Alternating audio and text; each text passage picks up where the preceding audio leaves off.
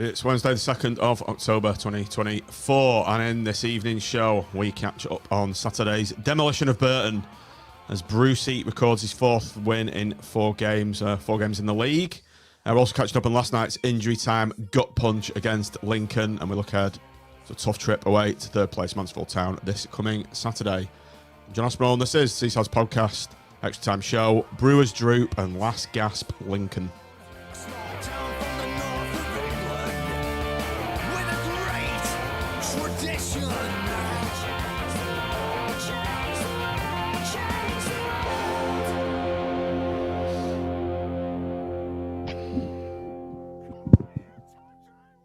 Good evening, everybody. Welcome to Seaside's podcast on a Wednesday evening. Two games to catch up on the panel this evening is Nick, Brad, and Andy. Apologies, we're 2 or 3 minutes late. There were technical gremlins. Andy, let's just say something now. Let's hope we can hear you.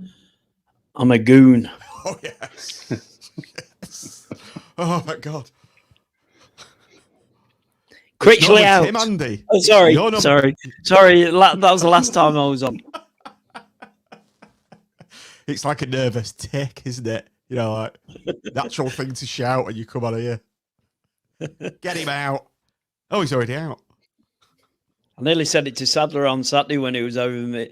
He was right behind me on Saturday, Sadler, as I enjoyed the comfort of M Block for half a game. And I turned around and got the knowing nod from him. Did you really? Understood, then understood our esteemed colleague was brown nosing on the seat next to him last night. Jesus, what's going on?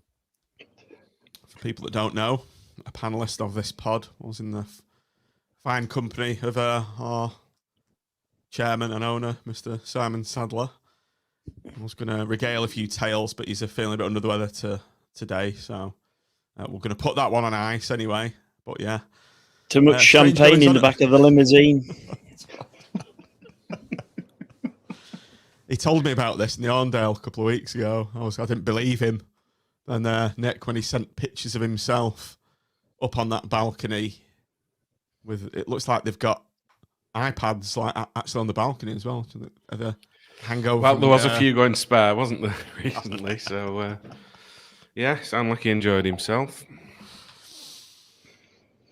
Brad, how's life in? Is it the Black Country? Because you say that's the piece. Some people in the Midlands, in Birmingham, they don't like it if you say it wrong, don't they? So no, they call it the Black Country. A lot of people get caught. If you call them a Brummie, then I don't think you'd live to tell the tale. To tell you the truth. The massive definition on the West Midlands. So, I live in Dudley, so literally West Brom and that sort of region. So, but I do have quite a lot of fans. Yeah, Dudley. Dudley is what they normally say. But it's when I go, all right, love, how you doing? You know, it tends to throw him off a little bit, to be fair. But it's a very busy West Midlands. So I was late in traffic because obviously all the Villa fans were trying to go to Villa Park tonight, so the traffic was a lot more than what I anticipated, to be fair. So at 95 quid a time or whatever it is. To be fair, some of the friends paid 85, but season ticket holders get 70 quid, so it's still quite bargain. Get fair. 2. Yeah, no. So, Speaking of being ripped off at football grounds, Eddie was a bit peckish yesterday, so I got him a bar of chocolate. I got myself a crunchie and a bottle of water. £6.20. How much? I was £6.20 for a dairy milk, a crunchie, and a bottle of water. I was like in stunned silence at the price, and the guy said, "You need to pay now." And I was like, "Sorry, I just can't get over that price." And they were like tiny ones as well. Did you call the police? Daylight robbery, that is. Shouted up to Vaggy, said, "Chuck us a prawn sandwich, I'm starving." Is Man of the people, my arse, eh? Huddersfield, like Pete John, a small meat pie or whatever it was, and a cup of coffee, £7.20. Jesus. Like, you have to ask yourself a question. I just literally said, Are you really sure? It's not much different at Blackpool, but it's a little bit cheaper, 50 or 60p difference. But that was taking the proverbial that 720. Right, anyway, come on, let's get started. They took. I was told just before we get going, Andy. I told Eddie about your hack of bringing in your own bottle tops because they took our bottle top off. I thought like saying £6.20. I want my fucking bottle top. Yeah. I want to get full value. Anyway, let's get going. As Nick's just started moaning, so I don't want that. Burton. I was stopping the moaning. Right, 2 games to catch up on. Blackpool 3, Burton 0. This was the lineup: Tyra, Gabriel, Evans, Morgan, Joseph, Coulson, Rhodes, Casey, Hamilton, Offiiah, and Apter. Obviously, the main change, fellas, the centre forward position vacated sadly by Ballard, replaced in this instance by Jordan Rhodes, but very much of what you'd expect there. Andy, I'm going to come to you first. Obviously, the first time you've been on since Critch has been potted. How does it feel having the best players in the right positions in a 4-4-2? Must be weird, a weird sensation for you too. So. Yeah, it is, and I just want to give a real nod to Keogh for turning the negative completely round to a positive when he took over, and that's why I wanted Keogh to carry on because of how much of that. But Bruce has done a really good job, and playing this 4-4-2 is just.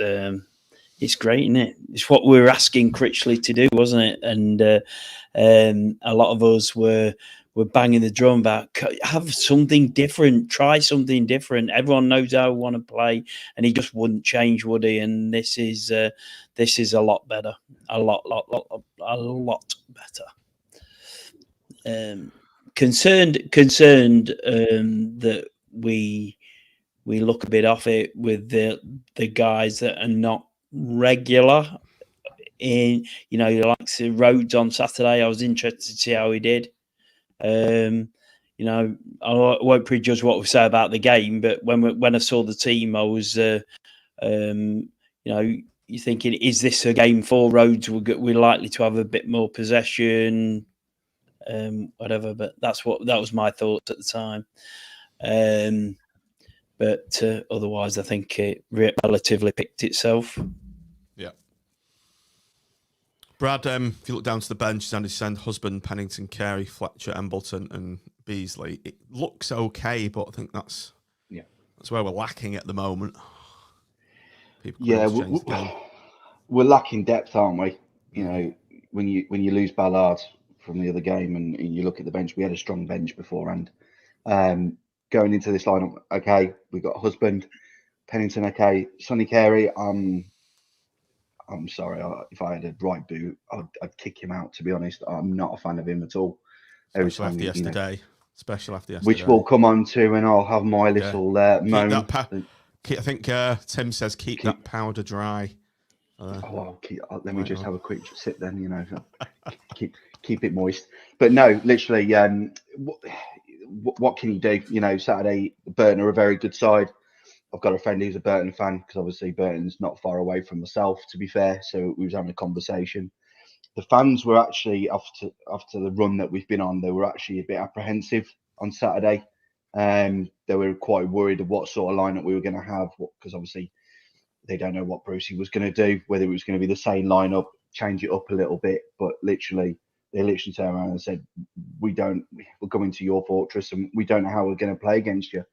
And obviously the scoreline exactly replicated what they were unsure of. We absolutely dominated them, to be fair. Overall, hopefully January we can get some additions, or we can have some people that, are close from the injury list to get back into playing to see if we can get them into the subs bench.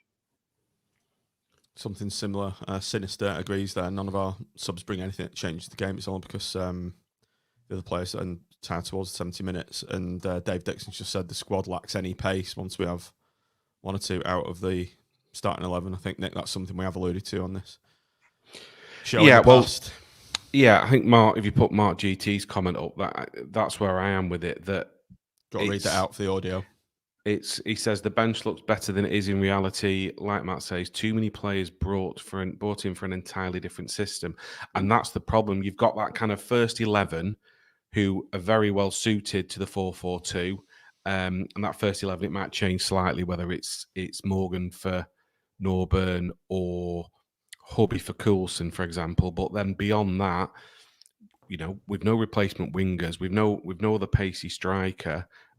With Ballard being injured, and like it says there in the comments, we're bringing subs on probably just to replace tired legs rather than because they're going to change the game. As we'll come on to talk about last night, you need someone just to come in for the last 15 minutes just to calm things down.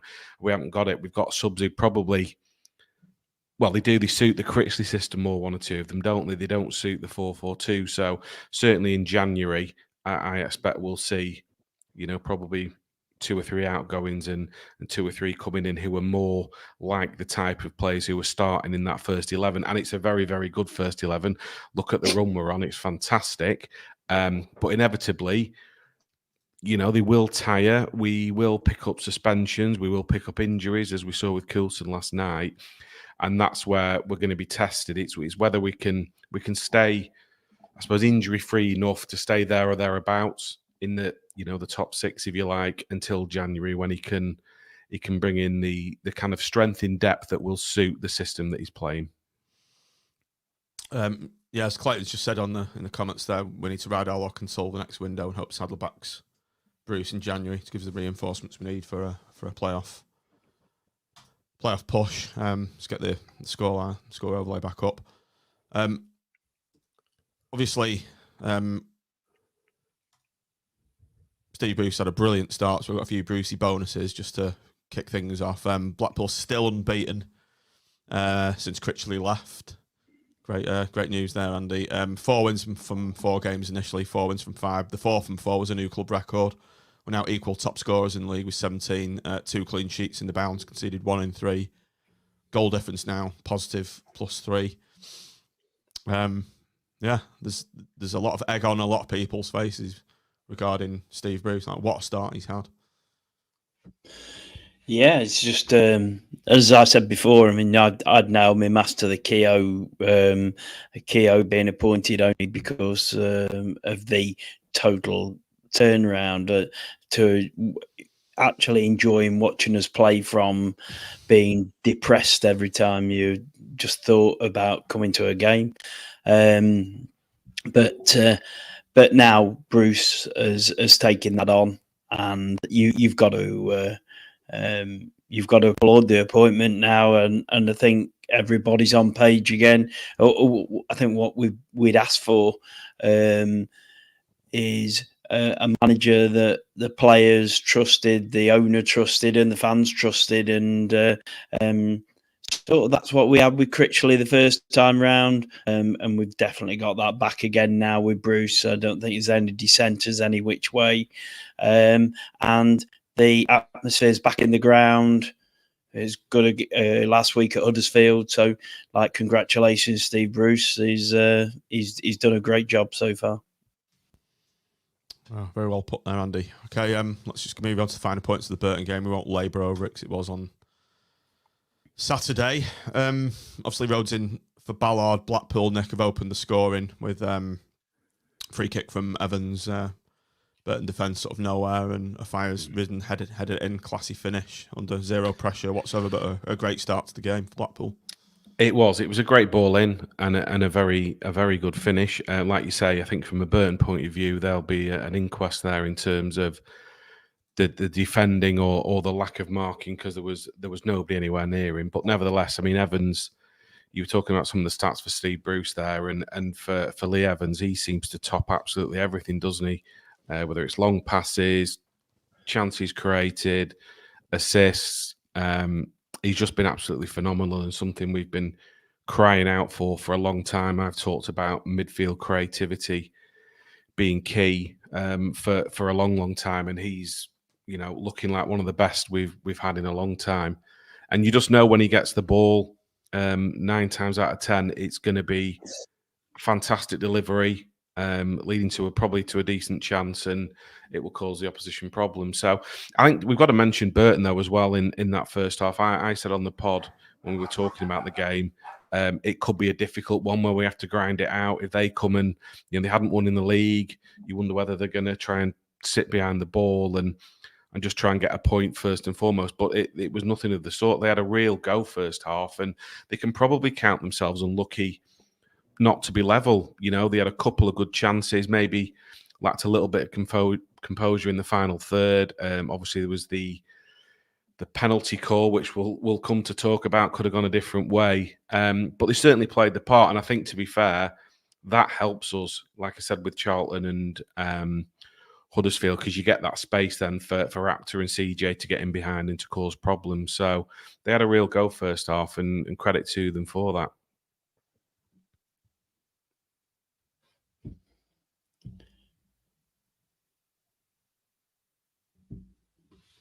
You're on mute, John. Yeah, sorry about that. Yeah, I was just saying the penalty shout, Brad. Yeah. I was right in front of that. I was like, oh shit, it's a pen. I just thought he's blown, but I was surprised to see the foul given against was he booked as well, lad? Yeah, he was, wasn't he? Booked for diving. So I don't know what your thoughts were on that. And also, as Nick's mentioned there, Burton perhaps unlucky not to go in at 1-1. Tyra's spilt one to their striker. He's done everything. How he's missed that, he's headed it out. It's got to be harder to head that one over as well. So quite fortunate to go in at 1-0. And as Dave Jenkins said there, could have caused us problems in that first half. I would love to have discussed about this even further, but unfortunately I was working with my phone in the background and I officially did a Nick Smith while working, talking to a client. So I can't really say your priorities. Your priorities are all wrong. Blackpool matches yeah, come over work. Well, I literally had the corner of my eye on it, and literally one of my team members literally came to me and turned around and said, "Say, Brad, I really need your help to close this deal." And I was like, I need to see this, please. Just tell him to have a coffee, tell him to go away. And unfortunately, I had to do a Nick Smith and miss that part. But I did look back, and yeah, the card was right. And penalty. I was like, ooh, looking back at it. But no, unfortunately, I can't really discuss that one. We'll fire you off then for this section. Gricey, over to you. Mike Blackpool has just said Tyra did well to pull his leg out at the point of impact. The ref saw it and gave a dive. Mike Preston. I'm glad to see he's changed his name still. Sorry, go on. Yeah, got rid of that disease name. Yeah. From the penalty point of view, I mean, where I sat, everybody said, "Whoa, we've got away with one there." But I have never looked it back, to be honest, to see whether the ref got it right or not. So I'd forgotten about it totally, to be honest. Yeah, and the header that the centre forward missed, he put it over. Well, he's had the finishing. Look at that. Ashley. He's Burton's flex with that mistake. That's it. I was just about to say he's been to the same finishing school. Yeah, they've both had the same coach in their previous life. Obviously, yeah. My God, it was an easy chance on the face of it, and it just puts it over. And like they did cause us problems. So well done to them. But like having not taken the chances, you can see what it can do. And from that point, we were pretty dominant, I thought, from there. Second half. Although, it took for the third goal for everyone to relax. Let's not go to the third goal yet, Andy. Let's not go to the third goal yet, because the second goal warrants at least 2 or 3 minutes of airtime, wasn't it? I mean, it's one of those moments, like you say, it's worth the admission money alone. He picks a ball up, and said before with Apter, he's such a confident young lad that whenever he can, he tries to take his man on, and even if it doesn't work, he doesn't put his head down. He'll just carry on and keep trying no matter what. And when he picked that ball up, he just had one thing on his mind, didn't he? And to be fair, he did well to stay on his feet as well, because the first guys had a bit of a nibble at him, then had another go at him, then he skipped past another one, then cut into the left even further, and just the way he slots it past the keeper. I mean, again, I think Burton would have a bit of an inquest in terms of how they've let him run that far and nobody's got a tackle in, but you can't take anything away from Apter there. It was just absolutely fantastic, and we love crowd favourites, don't we? And he certainly is one. He was one last season with Tranmere, and it was similar to some of the goals he was scoring for them in League Two, where he'd run half the length of the pitch and curl it past the keeper, and it was brilliant for him to get off the mark for us with such a fantastic goal. And he's a real talent, that's for sure.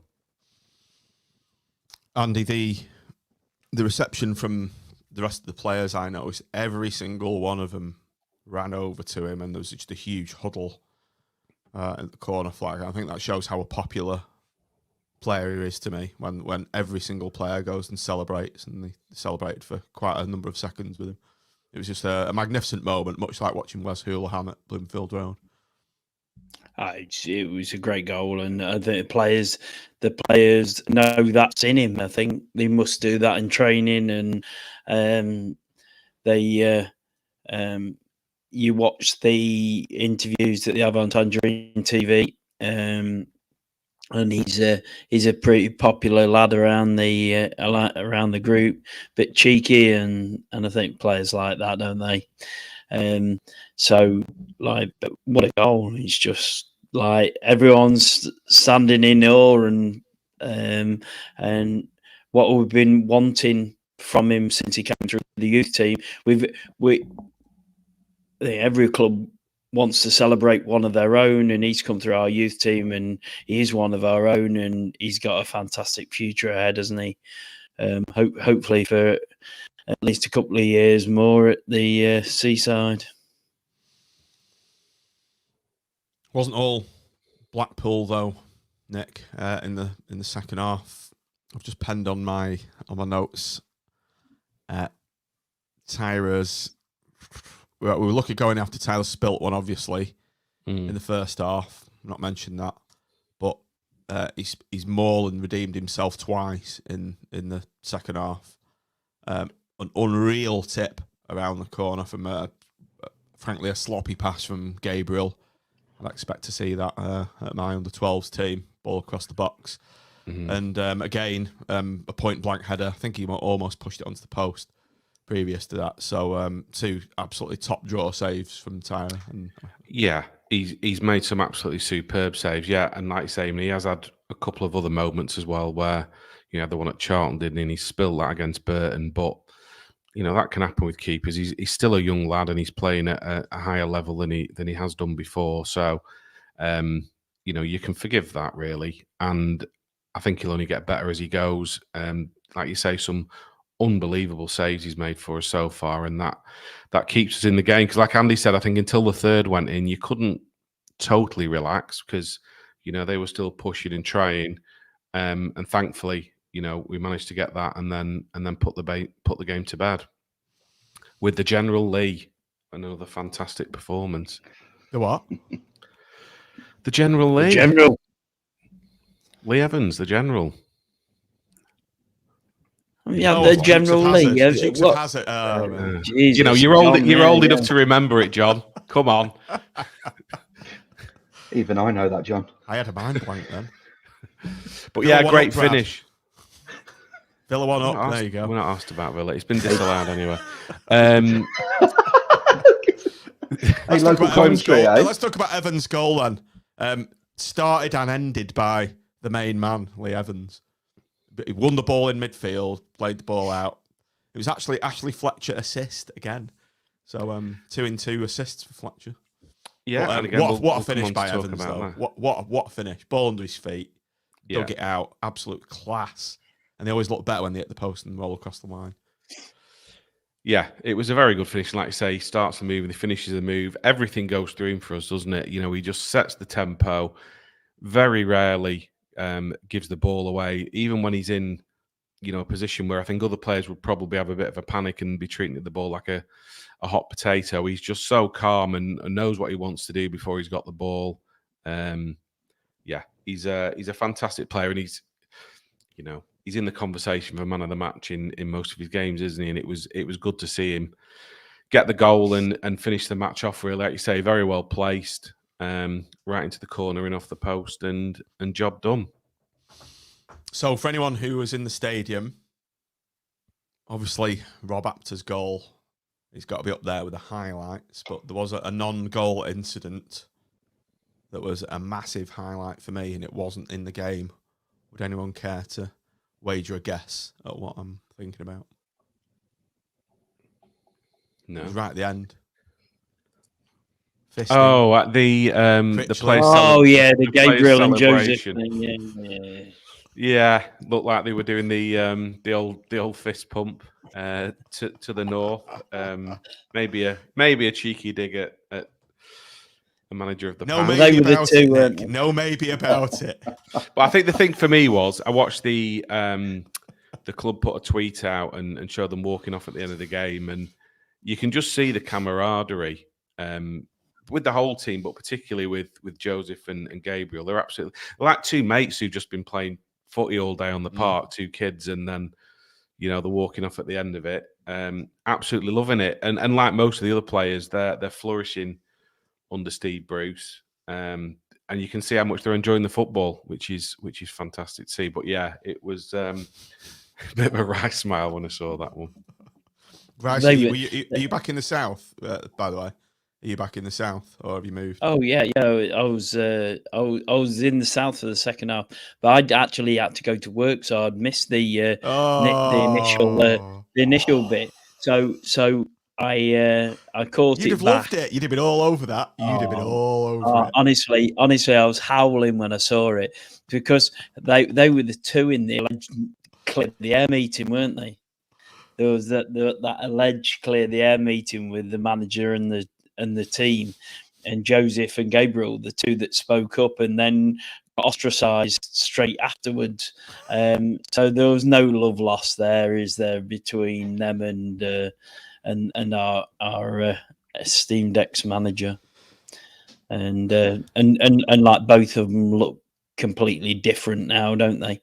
And Joseph runs miles every game, and Gabriel is getting back to the player we all know he is. Yeah, absolute class. I liked the fact that they were having a conversation on the centre spot. I'm sure they were. If you had a mic out there, they'd have been saying, "Shall we do it? Shall we go on a day?" Yeah, the two kids go on a day to do it. They go on, then we'll both do it. It was quality, absolute class. Loved it. Absolutely hilarious. Let's just have a quick look at the match stats just before we move on to the Lincoln game. A point I wanted to make, we've only had 47% possession, and I'll say only next year 1.05. This is a game that we've not dominated. Burton have missed quite a few chances, but I think this illustrates a bit of steel that Steve Bruce is introducing into the squad, that we've gone on and won this game. This is perhaps a game in the past where it had just petered out to a 0-0 and we wouldn't have done anything. So it's great to see us winning when we don't deserve to, but it was a very finely poised game, but we've got over the line, and I think Steve Bruce takes a lot of credit there. Yeah, I'd agree. I mean, you look at it and you think 3-0, it's been a walk in the park, and it wasn't really. It was only when the third went in, like you say, that you could really relax. You look at big chances there. 3 for Burton. They've had 11 shots to our 16. They've had slightly more possession. So they certainly played their part in the game. And like you say, previously, we probably don't get that scoreline. And that's a little bit of resilience that he's brought in. And also, I think the players have got belief that you keep playing the way we are doing, that more often than not, you'll get the result. Sometimes it'll be a bit unlucky, as we're probably about to come and talk about with the Lincoln game. But, from a fan's point of view, play like that, then most people are going out with a big smile on the face. Certainly were, Nick. Right, let's move on to. Do you think we have to give a little bit of a nod because well, I was going to mention the two in the lineup that you could say Ballard as well, but Tyra and Offiiah have done brilliantly for us, and are genuinely better than what we had. I think Tyra is better than Grimshaw personally, but some people might call me out for that or disagree with me, but I genuinely think that this guy is going to be a good player, and he loves it, he wants it, and he gets the crowd straight away, and he's made some crucial saves. And Offiiah, I don't know how we do without him. He's just a complete markup on Pennington. We'd had in that it's position. Interesting that Pennington. Yeah, I think I tend to agree with that. Yeah, Pennington looks. He's a squad player now, isn't he? No, fine. I think what you're seeing with Offiiah is he's doing all of the defensive stuff. He wins most of his headers and his tackles, but he's also comfortable on the ball. You don't really feel like David's nailed it there. With compared to Marv, and don't get me wrong, I really like Marv. And to be fair, Offiiah's playing in a 4 rather than a 5. But he just looks more comfortable on the ball. I think he reads the game really well. He knows when to stand off. He knows when to put a foot in. And he's, if he stays fit, then he'll continue to be one of the first names on the team sheet. And I think, you can see kind of the upgrade there, probably from what we've had. And we've still got Baggett to come back, though, haven't we?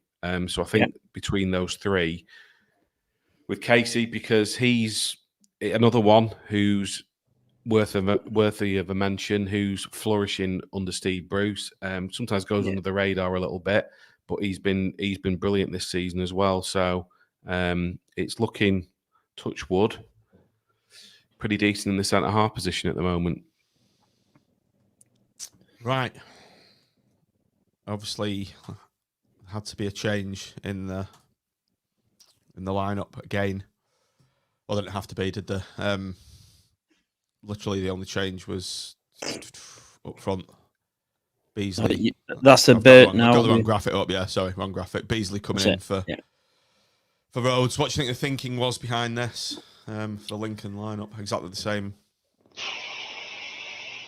I'd have personally. Bit more mobility. I'd have gone for, and they're a more physical. Lincoln are a much more physical team than Burton. And is Beasley a physical centre forward though, Andy? No, but he's what I'm sort of getting at is it's tall, and he's taller, and we might have to hit long a little bit more, and you can't just leave it all to Joseph. He can't do everything on his own. I think it's probably Andy. Go on. No, go on. Okay. I think it's probably just a little bit of rotation as well. That maybe ideal world, it's Ballard and Joseph. We don't have it. Saturday, Tuesday, Saturday. Again, David nails it there for me. Rhodes can't play Saturday, Tuesday. And he's probably right there. He's another year older than last season, picked up a couple of injuries last season, hasn't played a lot. So it's probably just more a little bit of squad rotation than anything else, I think, really. I get the squad rotation. I really do. When Beasley was in the starting, I wasn't too sure, personally.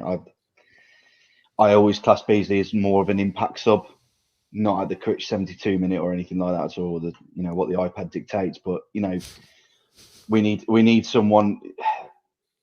I think it comes down to depth again, doesn't it? We will put faith in Brucie because of what he's done for the first 4 games, and with this being the 5th game, obviously the games are coming in thick and fast, and obviously you can't play Rhodes in. And I remember talking about this in the previous pod, that we can't overdo it with Rhodes, and we have got other players that can score goals as well, which has come apparent in the first 4 games. Like, you got Joseph absolutely on fire, you've got the Raptor going, Fletcher's appointing the assists in. He's not actually scoring anything, but I know that he wasn't playing Fletcher, but I don't know. I think it was a no-win situation for Brucie in that regards for the starting 11. Who'd you pick there at, Beasley or Fletcher? I know Fletcher's obviously got quite a few critics, but he does. For me, he's got more of a presence than Beasley. He's better at holding the ball up, and he has got several assists already. He couldn't hit a barn door, but yeah, I think he offers a bit more than Beasley. Yeah, I get it. I do. I probably would go for Fletch for the assist because Andy quite rightly put it that Lincoln are a very dominating side. We've been up against them before, and they are relentless. I don't think Beasley was the right option going forward. I would have gone with Fletcher. Nick, Andy, thoughts on that? Like I say, it's kind of like he's not got the first choice. So what does he do? And if we would have ended up hanging on, we're maybe not. It won't bring as much attention that you're probably not having this discussion. But I think B's in his favour is probably goals to minutes on the pitch ratio is very, very good and right up there. It's just, I think there's kind of not much in between. He's either a bit anonymous or then all of a sudden he'll just bang a brace in from nowhere, But you could see last night he wasn't really winning much in the air. He's more mobile than Rhodes, but he's not really got that physicality.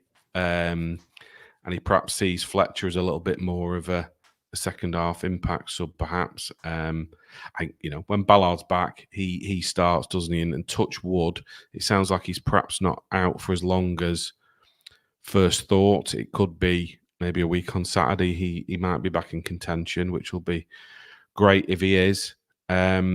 But I think it's just a little bit of, like I say, Saturday, Tuesday. So toss of a coin between Rhodes, Beasley, or Fletcher at the moment.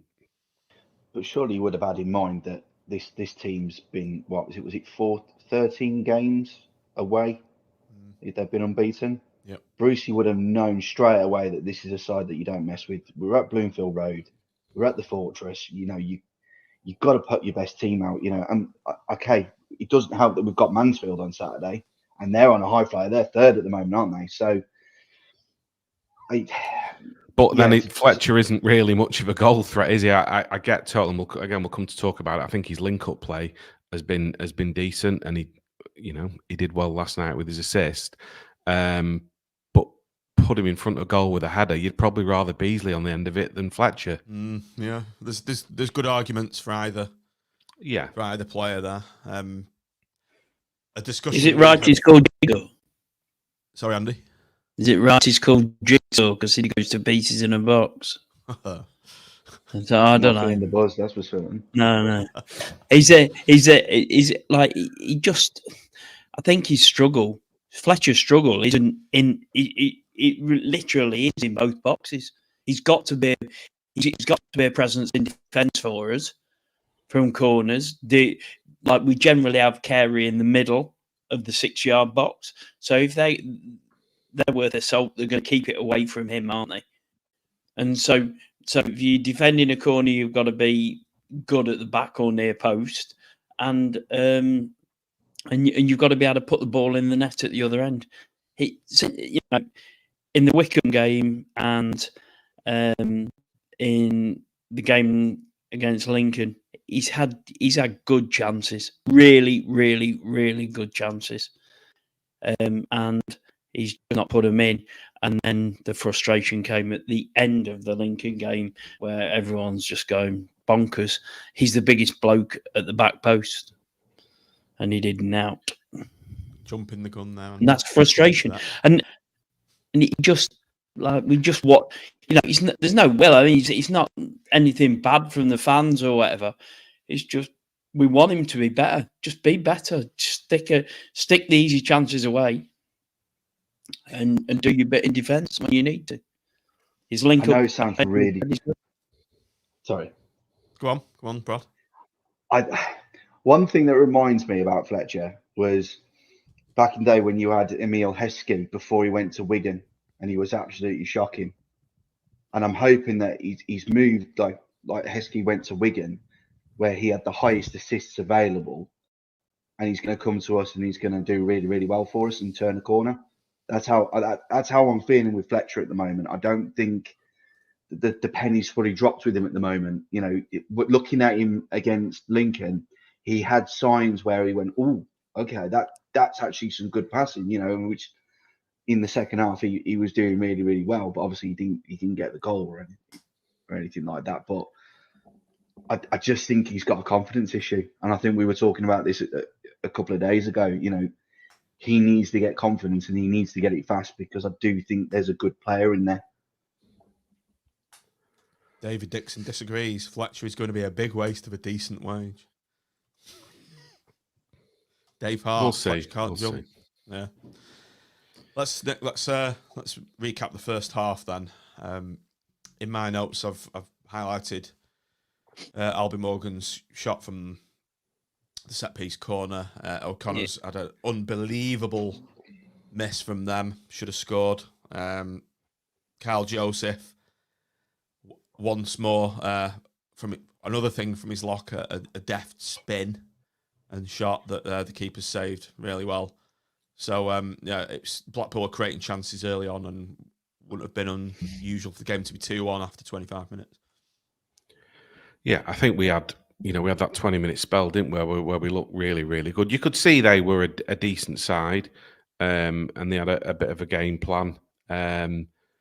Couple of tasty challenges going in, wasn't there? And their lads picked up a yellow.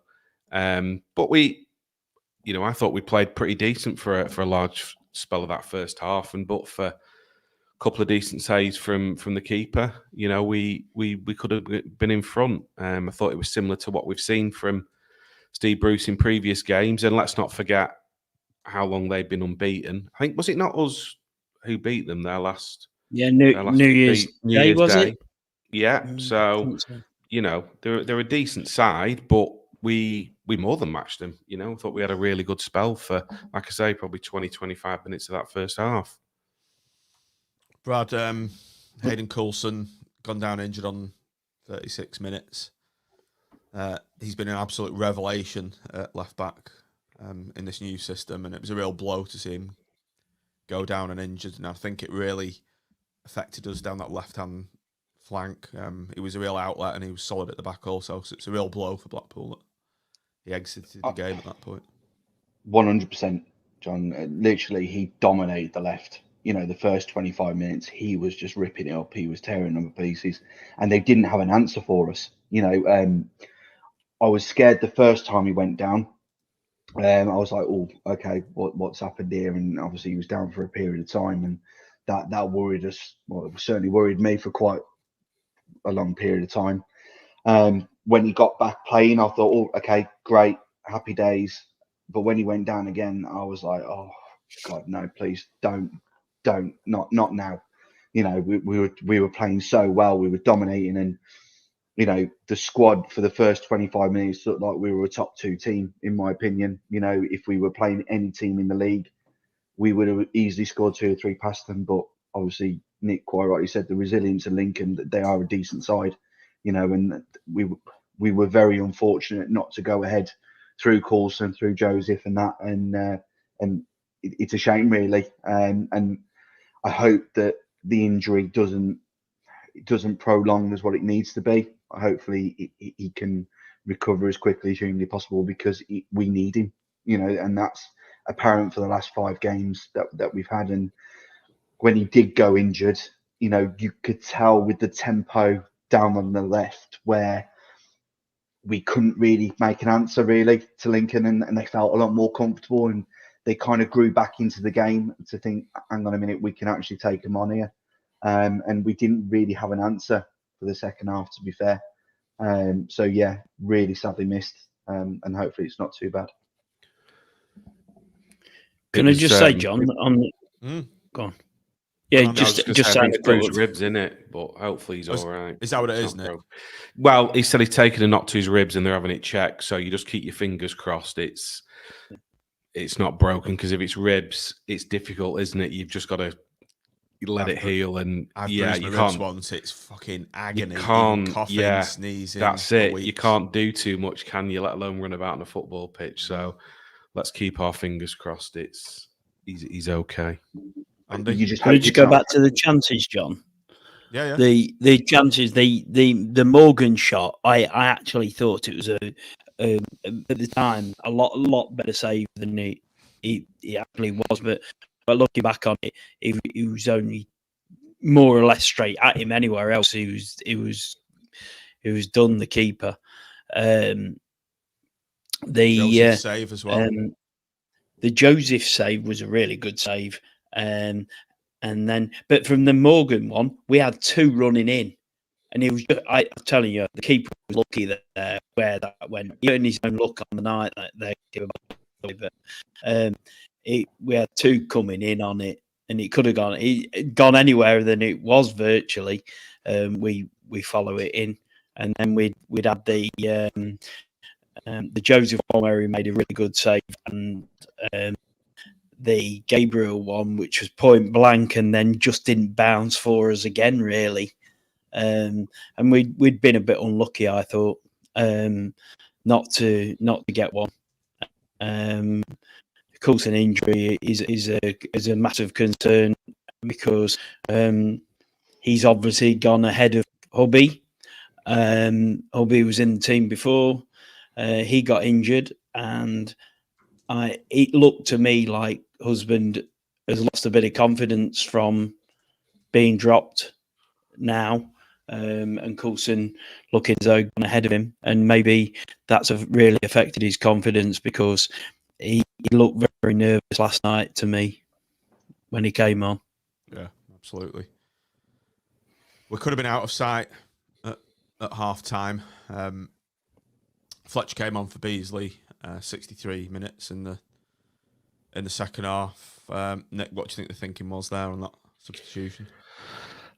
Bees hadn't been very effective, probably was the main reason, I think. And Fletch, we'll come on and talk about his, I suppose, lack of confidence in front of goal. But he does do the link-up play quite well, offer something a little bit different. And to be fair, he did do, with his involvement in the goal. But then they've got the red card, haven't they, for the second foul? I think there could have been one in the first half, but the ref had bottled it. So this one, it was nailed on, and I think the guy knew straight away as soon as he'd done it, he started to head off because he knew it was a second yellow.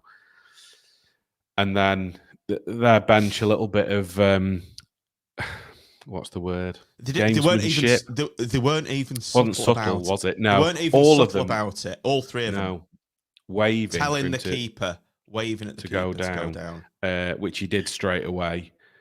And the North in particular let him know what they thought of him. And you just think, oh, is it going to be one of those nights where we get frustrated? But we kept going. What I noticed in the second half, what was really noticeable for me was they've obviously had a chat at half time about CJ and Apter and how much they were getting on the ball and looking to get forward. And they really pushed onto them in the second half, Lincoln. They really squeezed that space. So if you noticed, more often than not, both of them were with the back to goal rather than facing forward and having that space. There just wasn't the space. And we ended up just having to go back to the full back then. And it really made a bit of a difference for me that we weren't getting in down the flanks as much as we were, particularly with Apter. And at times they had 2 or 3 on him just to completely snuff out any chance of him being able to do something, which obviously he still tries to do, but it's difficult, isn't it, when you've got that many. And CJ as well, if he hasn't got the space to run into, with CJ, unfortunately, he's not going to be as effective. So, they had a bit more of a game plan, I think, in the second half to try and nullify us. And then at 10 men, straight away, keeper goes down, they make the sub, and you're thinking, are they just going to, be able to see it out? I think it lit a fire under Blackpool, though, Nick, at that point. It did, yeah. I think it made everyone in the ground angry, and you could feel the energy in the stadium. Yeah, definitely. You could argue they should have been down to 7 men in the first half, by the way, because they were so lucky there. 14 didn't get sent off. That was the ref went to his car. He went for his pocket. He went for his walked over, went for his pocket, realised, and backed out of sending him off. It's just weak refereeing. And then they subbed him at half time, didn't they? They subbed him at half time. Sorry, Andy. What wasn't the guy that scored? I think the guy that they subbed on. I think he set the corner. Did he? He was the assist to the corner. But anyway, a minute after the substitute, the red card, Ashley Fletcher's had a point blank header, Brad, free header, and he's fluffed his lines again. He's got to be scoring. He's got to be scoring there. Yeah, I can't back him up on that one, to tell you the truth. When I looked at it, my hands were in my face completely. You know, we're in this league. You know, it's a very competitive league, and when you have got an opportunity like that with the biggest forehead that geezer's got, he needs to be starting putting that ball in the goal. There's no two ways about it. I'm not being funny, but I could see his boots big, you know, but I could see his forehead more. Do you know what I mean? It was one of them where it's like, what the hell? And I think had he had scored that, we would have had a completely different outcome, you know. And he was having moments in the game. He was getting into the wings, and he was coming in, and he was playing the assist game. And I think he was playing to his strengths. But at the moment, he's finishing. He's absolutely not where it needs to be. A player of his ilk has to be putting those chances away. That's what he's there for. For what he's being paid for, yeah, he needs to be clinical. I don't know if he needs to spend time after the training ground when everyone's going to the booze, having a drink, you know, to literally start practicing how to shoot and stuff. Because I'm not being funny, it's not good enough. You know, it's his final 10% that lets him down, and I think that's just purely down to a confidence issue. But that is the only excuse that I'm going to make for him. But the one thing that infuriated me with Lincoln was, obviously Nick quite rightly put it, they targeted Raptor, they've targeted CJ, they knew what was going on. Because we didn't have Coulson, they found an easy way out, you know. And the biggest frustration that I was having is, obviously we were playing from the back and they could not find an answer. And I don't know if you noticed when you was in the stands, but the communication as well, when they were trying to stop the ball, they kept giving the ball back, whereas before we've always been winning the second ball all the time.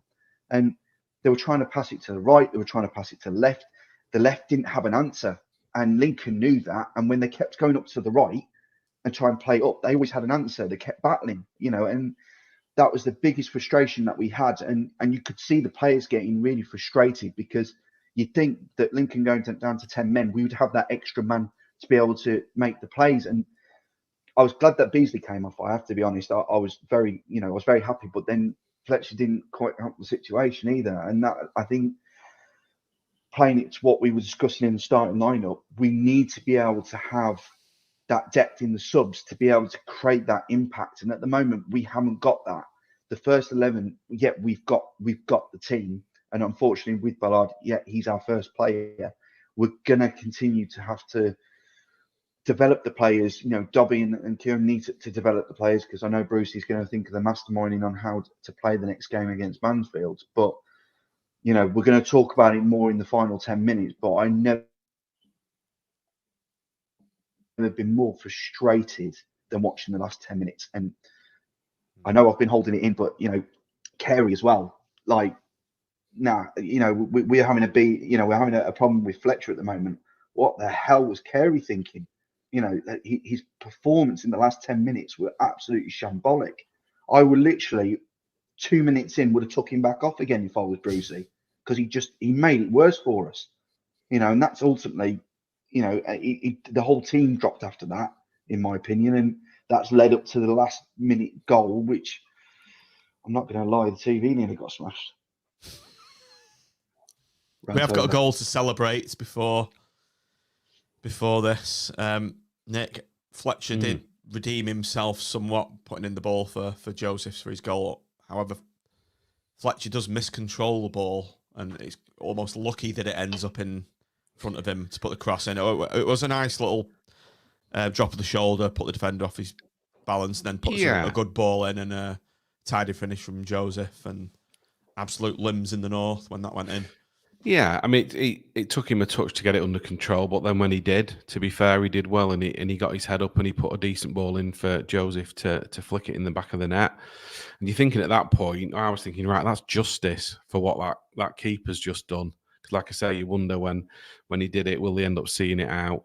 But yeah, I thought Fletch, that's what he does well. I agree with Brad about in front of goal. I think it's just confidence. There doesn't seem to have any belief whether it's going for a header or a shot. You think back to his penalty that he missed.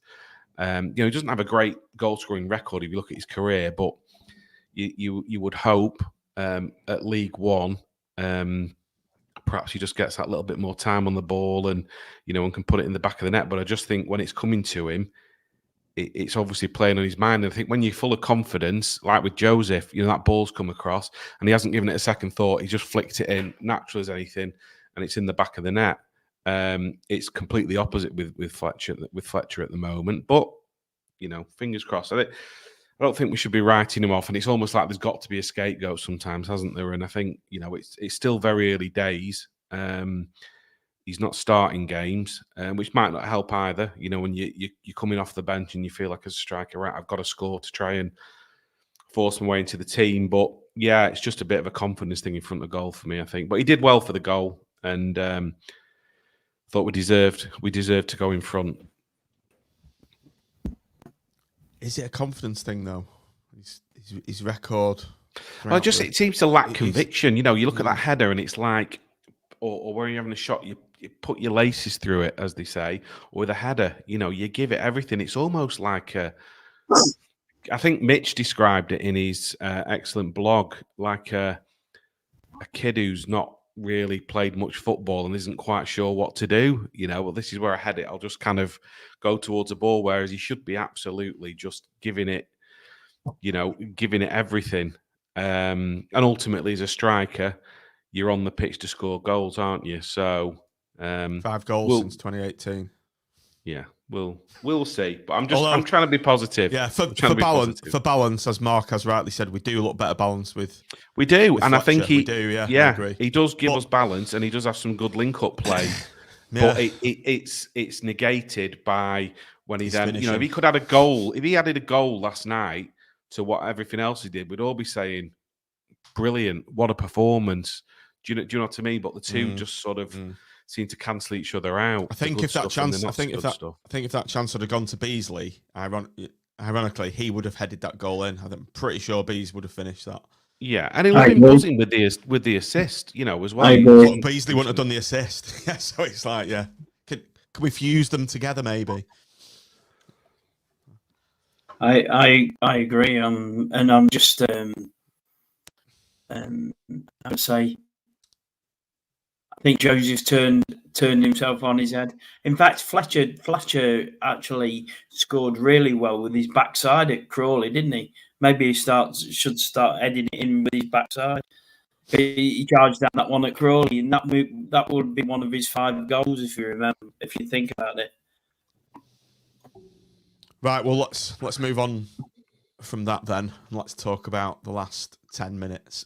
Brad has touched on it there. They've got 10 men. It's like we're the team with 10 men. We're sitting deep. We're panicking. The keeper can't kick it. Hubby can't kick it. We're giving the ball away. Tyra's made an absolute worldie of a save 10 minutes in. And as Nick, you referenced Mitch's blog there. One really good analogy. I love Mitch's analogies, as you know. He described Lincoln as a zombie that just, you shoot it, its arm comes off, you shoot it, its leg comes off, and it keeps coming and coming and coming. Yeah, considering we had the extra man, we weren't making use of it, were we? And again, I think this comes back to the subs and what we've got on the bench. Ideally, there you've got a fit Norburn. You bring him on for whether it's a Morgan or Evans, and he helps us see the game out, a little bit of calmness. And instead, you've got Carey coming on, and he's not going to add any defensive stability. Embleton, similar. And we were just sitting back. They were launching long balls in. Like you say, Tyra's made a fantastic save. I thought that was going to be a goal when we gave it away there. And then when he saved it, you're thinking, right, come on, we can see it out.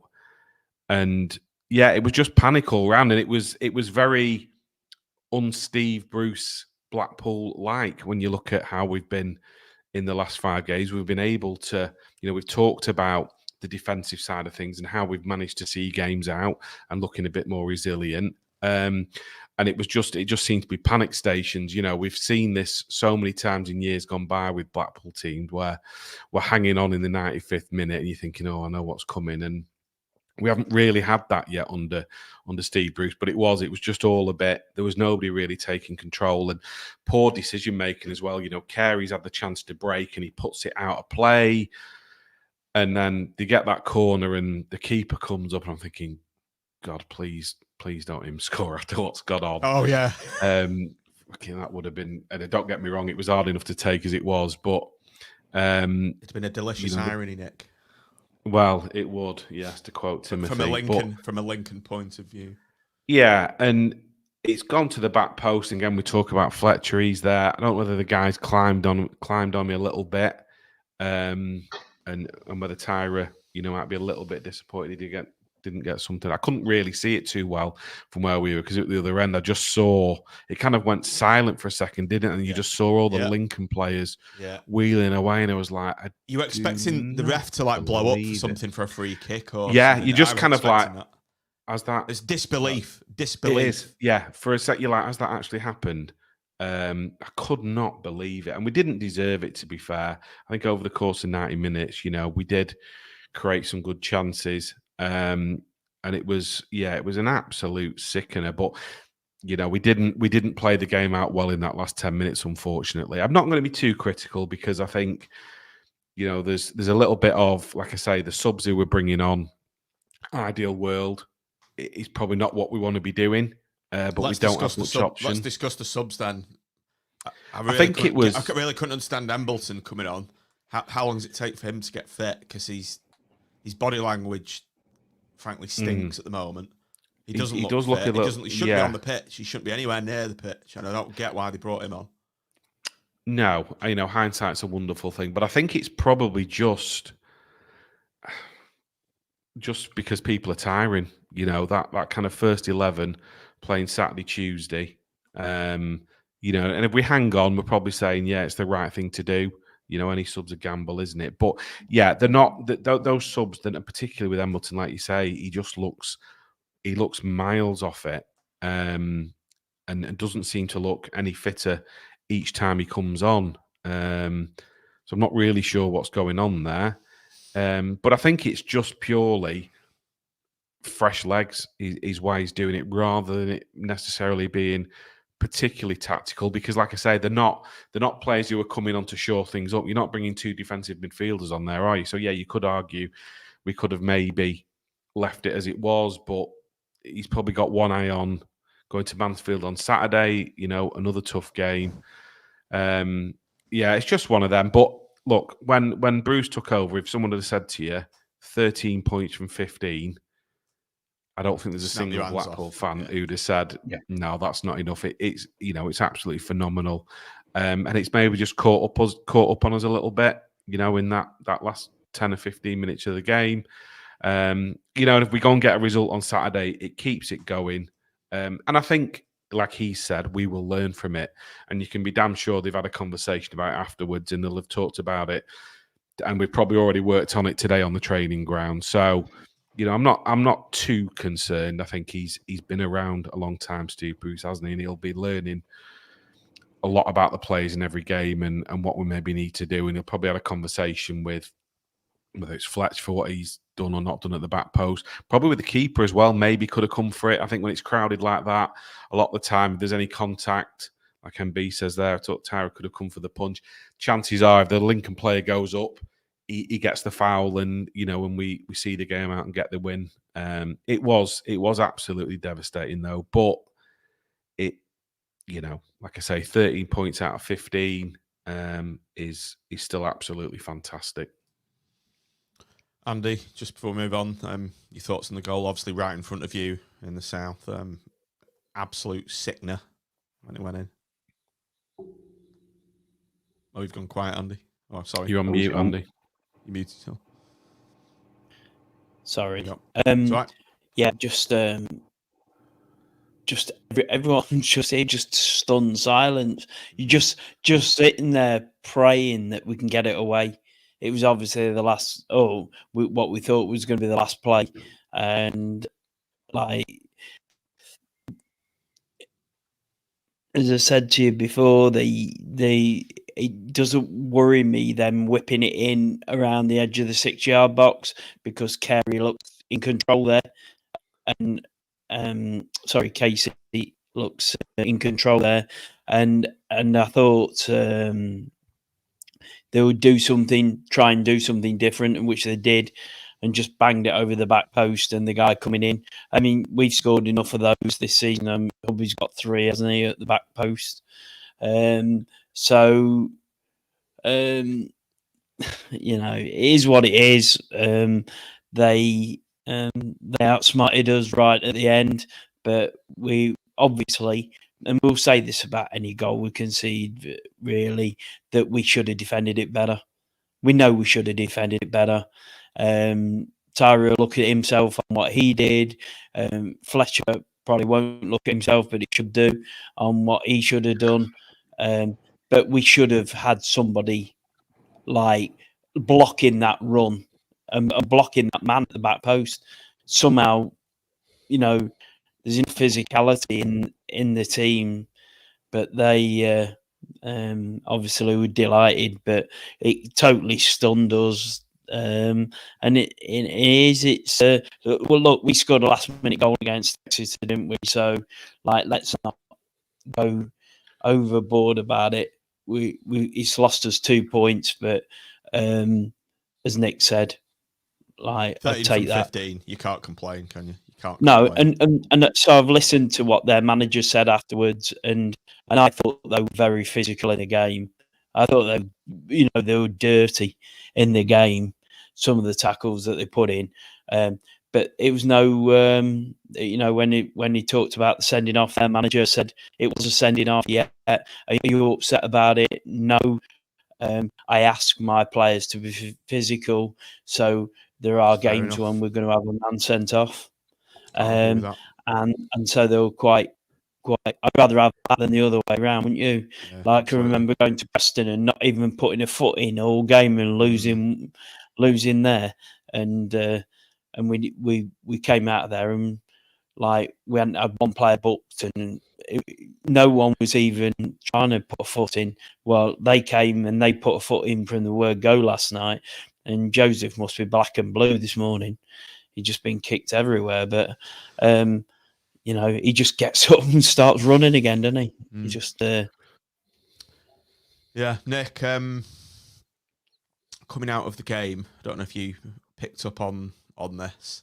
It was just the weirdest way I've ever exited Bloomfield Road. It was when that goal went in, obviously right at the end. It was like a funeral. It was just a deathly silence. No one was speaking. You could hear a pin drop walking out of the exit tunnels and under the concourse. It was like a family member had died. Yeah, well, I think it's just because it's been so upbeat, hasn't it? And it's also the last kick of the game. Well, I'll say last kick of the game. We actually then went and forced a corner, and again it falls to Fletcher, and there's no conviction in the header, unfortunately. But yeah, I think it was stunned silence. That's what it was. You're just thinking, how's that happened? I was already thinking, right, 5 wins out of 5. You're starting to work out where we are in the league table. Third in the league. Yeah, you're buzzing for Saturday. I'm going to Mansfield, can't wait, and then that happens, and it just knocks the wind out of you, doesn't it? That's what it is, and I think everyone was feeling the same. Just, I can't believe that's happened, and that's why you end up with stunned silence, because nobody really. It takes you a minute just to kind of take it in, as that actually happened. But kind of an hour later, I was like I say, can't be too downbeat because we've been brilliant, in the last 5 games on the whole.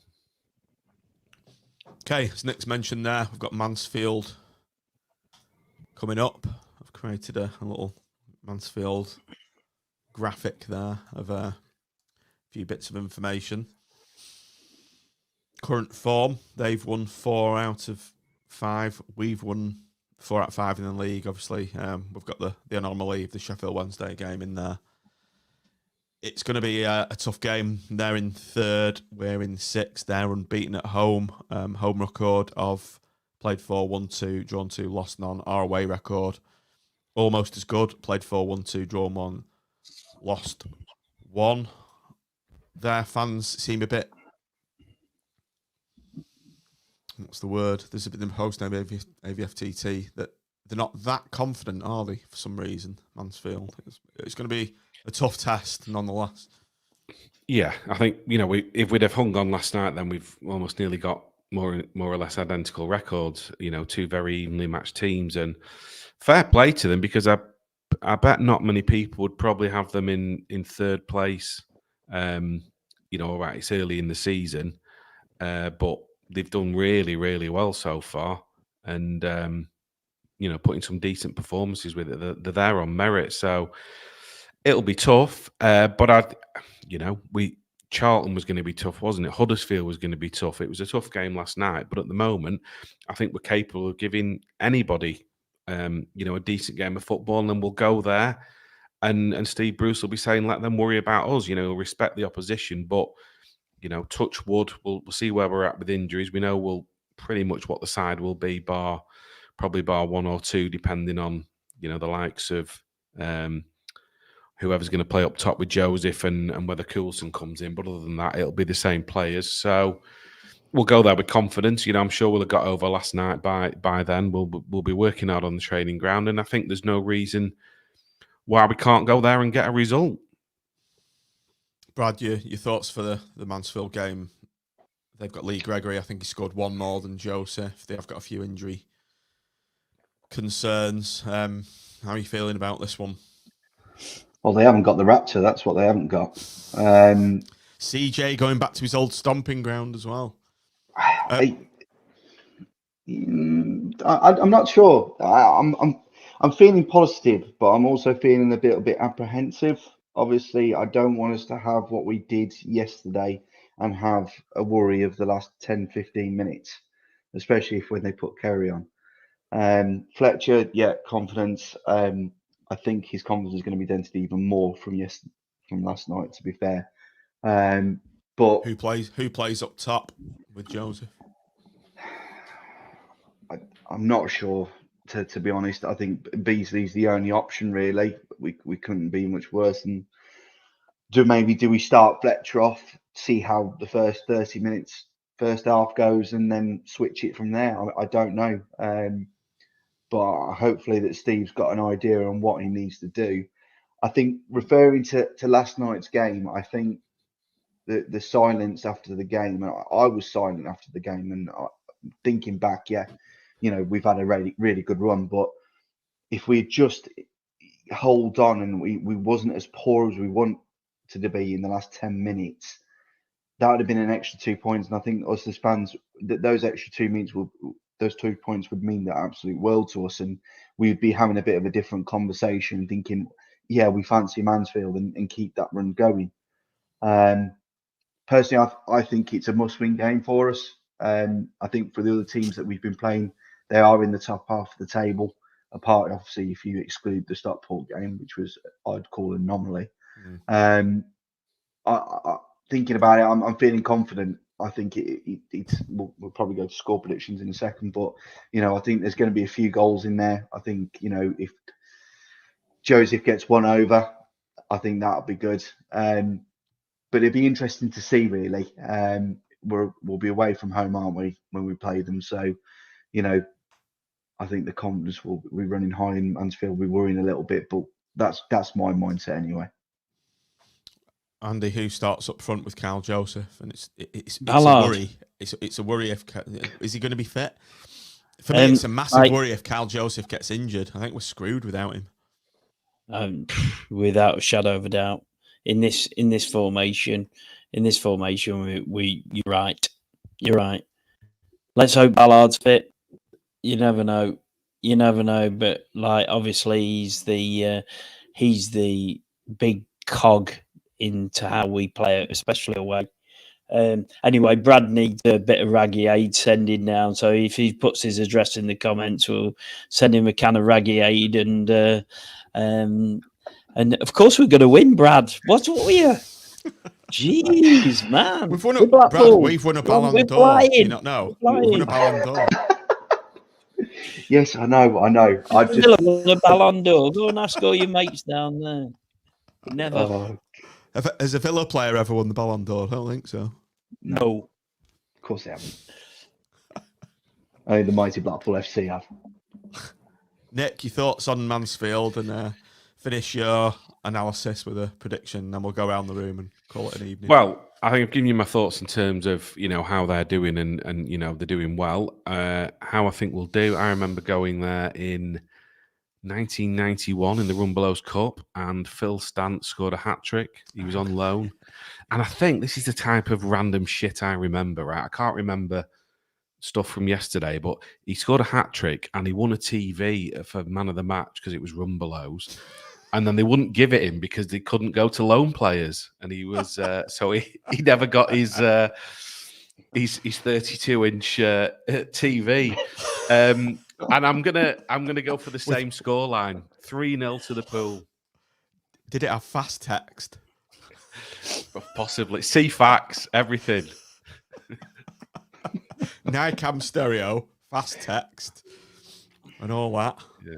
My abiding memory from going to Field Mill, and it was a long time ago, was not long after I think a coal mine had been shut down in one of the nearby collieries, and all the Blackpool fans were chanting "Gas not coal, gas not coal, gas not coal." Sympathetic to the local industrial concerns. Yeah, I've not been for donkey's years, but unfortunately I've got a game to manage at 12 in Thornton, so I can't go. I'm gutted actually. Really want to go to the. Really want to go. Brucie, Just you been going? given a few more tickets. No, I've got to work. No, you're not going. I'm at work. No, So I'd have gone if I wasn't working. I think we'll concede because they're at home.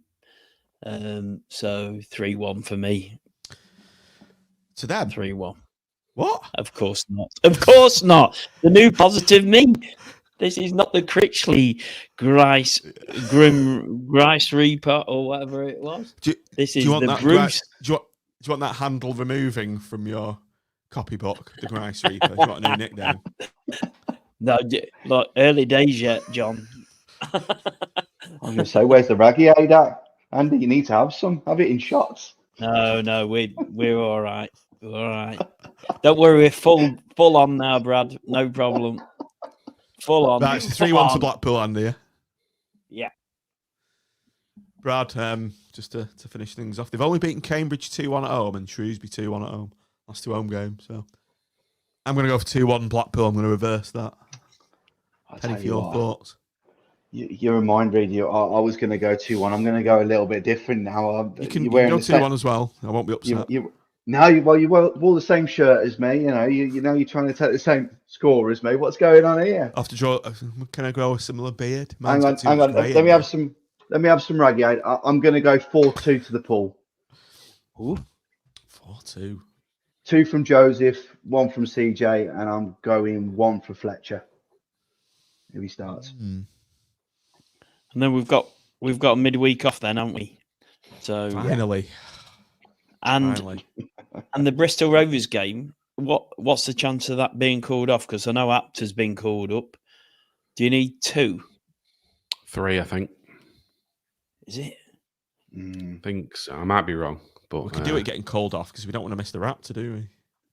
No. And it will probably do us good to have a rest as well, to be honest. Yeah. Get it called off. I wouldn't normally say that because I hate international weekends, but it might do us a bit of good. Get Raggy to speak to Simon. They were good pals last night, so he might have just slipped in a little bit in there to go on, Simon. Give us a break, son. Right, I think we'll call it there. Look at that banner. If you're on the viewer, please like and subscribe to the YouTube channel. If you are watching, we're approaching the the 2,000 mark. It'd be great if we could hit that landmark figure by the end of the season. So if you are on YouTube, do it, like, hit subscribe. Leave us a review if you listen to Apple Podcasts. And all that remains to be said is thanks for watching. Thanks for downloading Up the Pool, and let's have some gas, not coal, at Mansfield this weekend. Up the pool. Up the pool. Up the pool.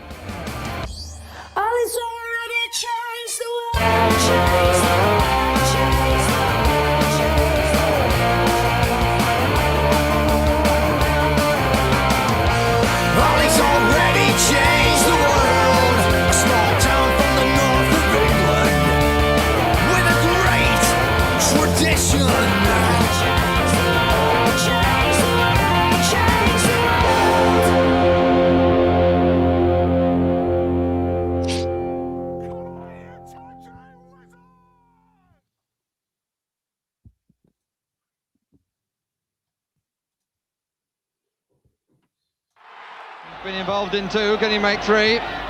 Not on this occasion. Well taken by Walsh. Davis is on the far side. Ainscough coming square. That's the ball. That's a good try!